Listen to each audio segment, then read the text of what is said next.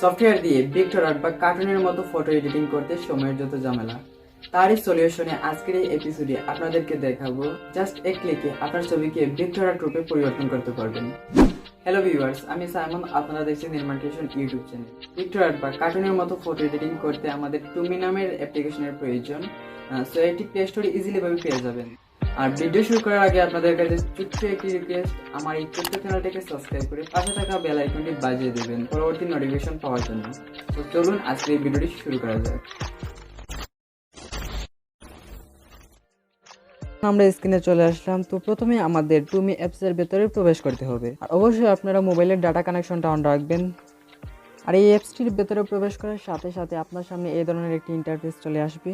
So এখানে দেখতে পাচ্ছি পিকচার আর্টের জন্য অনেকগুলো ডিজাইন দেওয়া আছে। আপনার কাছে যেই ডিজাইনটি ভালো মনে হবে আপনি সেইটা নেবেন। যেমন ধরেন আমি আমার পছন্দের একটি পিকচার আর্ট ডিজাইন চুজ করব। দেন এইখান থেকে আপনার যে ছবিটিকে পিকচার আর্ট করতে চান তার জন্য আপনাকে এই আইকনের উপরে ক্লিক করতে হবে। ক্লিক করার সাথে সাথে আপনার মোবাইল ফোনের গ্যালারিতে থাকা ছবিগুলা এইখানে শো করবে। সো এইখান থেকে আমি এই ছবিটিকে সিলেক্ট করব।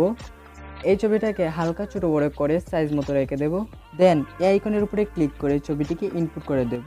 তো এখানে দেখতেই পাচ্ছি আমাদের ছবিটিকে প্রসেসিং হচ্ছে, আমাদের কিছু সময় ওয়েট করতে হবে। ওকে, আপনার সামনে এই ধরনের একটি রেজাল্ট দেখতে পারবেন। আপনার কাছে যে ডিজাইনটি ভালো মনে হবে আপনি সেটির উপরে ক্লিক করে দেবেন।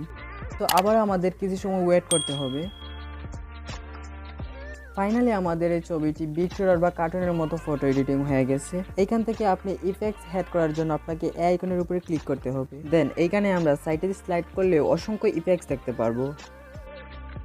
আপনার কাছে যে ইফেক্টসটি প্রয়োজন মনে হবে জাস্ট তার উপরে ক্লিক করে দেবেন। সো এখান থেকে টিক মার্কের উপরে ক্লিক, দেন এইখান থেকে চাইলে আপনার টেক্সটটিকে হেড করতে পারেন। তার জন্য আপনাকে টেক্সট আইকনের উপরে ক্লিক, যে কোনো একটি কিওয়ার্ড দিয়ে এটিকে ডান করে দেবেন। আর এই টেক্সটটিকে আপনি জায়গা মতো সেট করে নেবেন। এইখান থেকে স্টাইলিশ ফন্টগুলো ইউজ করতে পারেন। তার জন্য আপনাকে সাইডে স্লাইড করতে হবে। সো এই ফন্টের কালার চেঞ্জ করার জন্য আপনাকে এই আইকনের উপরে ক্লিক করে কালারটিকে চুজ করতে হবে, তারপরে টিক মার্কে ক্লিক করে দেবেন। ফাইনালি আমাদের এই ছবিটি পিকচার আর্ট বা কার্টুনের মতো ফটো এডিটিং হয়ে গেছে। এটিকে সেভ করার জন্য আপনাকে শেয়ার আইকনের উপরে ক্লিক করে ডাউনলোড অপশনে ক্লিক করতে হবে।